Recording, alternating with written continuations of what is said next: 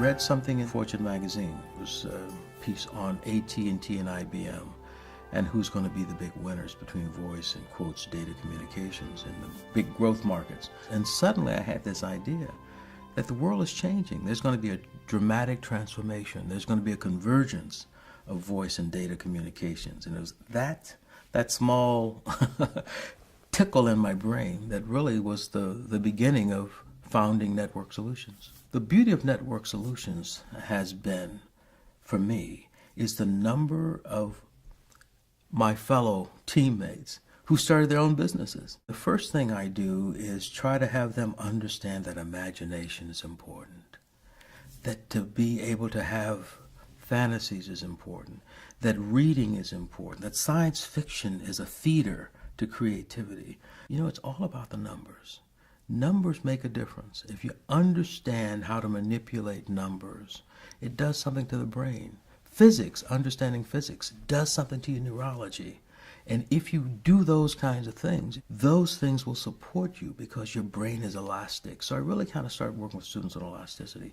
I've really been blessed that some of the students I've worked with have done well. There are some brilliant young people. The media tells us about all the negatives, the people who are in trouble. There's brilliance. We have more brilliant young people today than ever.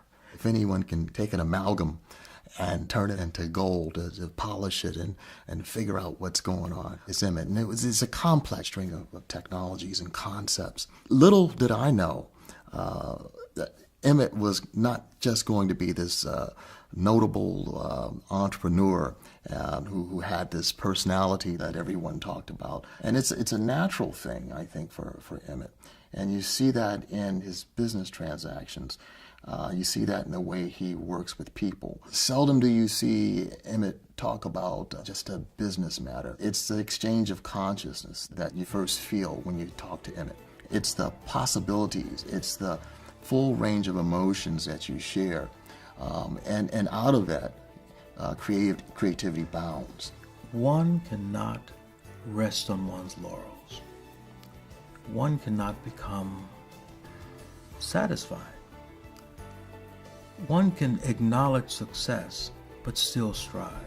I think in all segments of our American society, we have to find that delicate balance between aggressively working for change and enjoying the success of change.